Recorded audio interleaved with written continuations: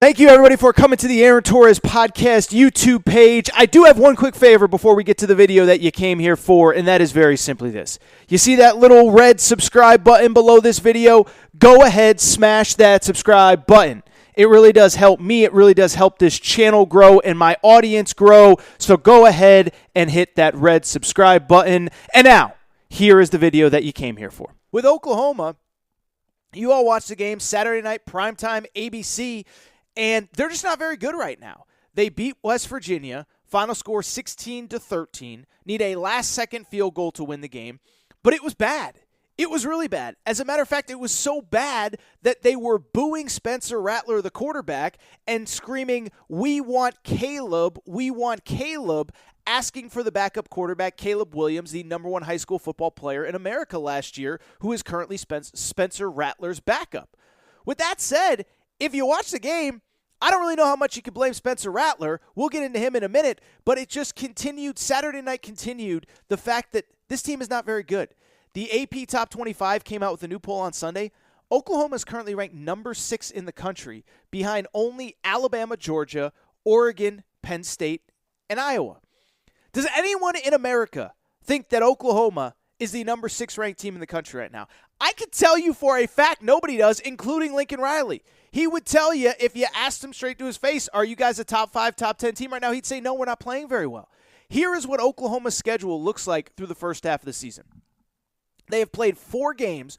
All of them have been at home. Now, keep in mind, one of them was against Tulane to open the season. That game was supposed to be in New Orleans, but because of Hurricane Ida, it got moved to Oklahoma. But I bring it up to say they haven't even hit the road yet, and they have been one of the most unimpressive teams to me relative to what expectations were coming into the year. Let's take out their second game where they played Western Carolina and beat them 76-0. Here's Oklahoma's resume so far. They beat Tulane opening weekend of the college football season, needed a last-minute stand to hold on against Tulane, gave up almost 400 yards of total offense. That was against Tulane. Worth noting, the same Tulane team, I don't think Tulane's a bad team in any way, shape, or form, but they played at Ole Miss last week, and guess what? They gave up 61 points through 3 quarters against Ole Miss and lost by 40. So don't tell me it was only because Tulane might be better than we expect. Ole Miss beat the crap out of the same Tulane team 2 weeks later in Oxford. By the way, Tulane also lost on Saturday to UAB to fall to 1-3 overall. That was the first game for Oklahoma. Barely survive. Hold on for dear life. Here is game number 2. Beat Western Carolina. I just talked about. Game number 3 was Nebraska. We talked about it last week on the show. Needed 2 missed field goals and a PAT block, which was returned for 2 points to win that game. If Nebraska can kick, they win that game 24-23, and Oklahoma has a loss. And then there's Saturday, where they play West Virginia, and as I said, need a last-minute field goal to beat West Virginia. West Virginia, I think they're a program heading in the right direction, but they are far from elite. They are far from great in what is Neil Brown's now 3rd year as the head coach. And so when you look at Oklahoma, let's look at that resume. 4 wins, all at home. One of them was impressive against an FCS opponent, and that's it. And like I said, you know, everybody's crushing Spencer Rattler, and I get it. I think he has been a disappointment. I never have seen the hype and why people have talked about him as a potential top pick. But let's also not blame Spencer Rattler here, because if you break it down further, here's what's incredible about this Oklahoma team. Not only can they not move the ball through the air, they can't move the ball on the ground either. So I looked it up. Oklahoma right now is averaging 161 yards on the ground. And let me even backtrack before I even get into the individual stats, okay? So Oklahoma, Lincoln Riley, they run what is called the air raid offense. That's the Mike Leach offense, started by Mike Leach, really started by Hal Mumme, Mike Leach. They go to Kentucky. From there, Mike Leach goes to Oklahoma as an offensive coordinator, and then, of course, to Texas Tech as a head coach. And the air raid is basically this pass-happy, crazy offense. Well, what has happened over the years, as the offense has evolved, Mike Leach has kind of kept the traditional air raid offense, but over the years, all these other guys have come out with their own variations of it, and Lincoln Riley, who played for Mike Leach, who coached under Mike Leach, has made his own variation, and what separates Lincoln Riley's offense from Mike Leach's offense is that there is a really great run component to it, okay? And so everybody thinks of Oklahoma, this high, fast-paced, pass the ball all over the the field offense. Baker Mayfield wins the Heisman.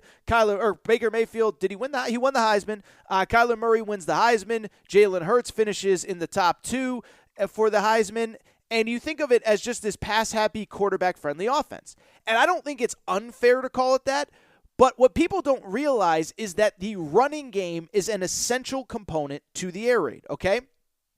So here is what this offense has done in the run game under Lincoln Riley.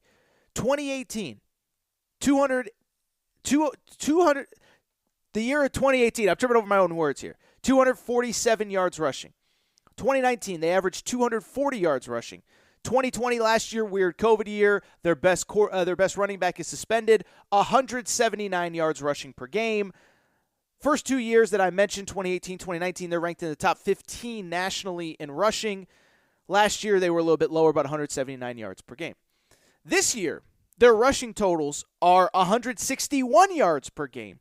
But what is deceptive about that is that 277 of their 644 total yards, I know I'm throwing a lot of numbers at you, but nearly half of their rushing yards came against Western Carolina. And so if you just take out the Western Carolina game against an FCS opponent, in FBS games, Oklahoma is averaging 122 yards on the ground, which would be 105th nationally. And that is what stands out to me. Everybody's crushing Spencer Rattler, and he hasn't been Kyler Murray, he hasn't been Jalen Hurts, he hasn't been Baker Mayfield. But what nobody realized, they can't run the ball right now. Against West Virginia, 57 yards rushing in 28 attempts. That is 2 yards per carry for Oklahoma. And so when I look at Oklahoma, I can't sit here and tell you that I believe that they're magically going to turn around because the front of their jersey says Oklahoma on it. You look at what they are doing right now. You look at the fact that they cannot run the ball against anyone other than FCS opponents. I think this could be really, really, really bad news for Oklahoma. They play this weekend, by the way. First of all, they haven't even gone on the road yet. So they haven't even faced a tough road environment. They haven't even faced a truly challenging team or opponent. Nebraska is the 8th or 9th best team in the Big Ten at best. West Virginia is probably the 4th, 5th, 6th best team in the Big 12 at best. Well, now Oklahoma, this is where the schedule gets tougher. You go to Kansas State this weekend. Now, keep in mind, last time they went to Kansas State with Jalen Hurts, they lost that game. They lost to Kansas State in Chris Kleiman's first year there. And then, oh, by the way, they lost to Kansas State at home last year. Also worth noting, Kansas State has the number 9 rush defense in college football. Even if you survive that, you play Texas the following week. Texas put up 70 yesterday.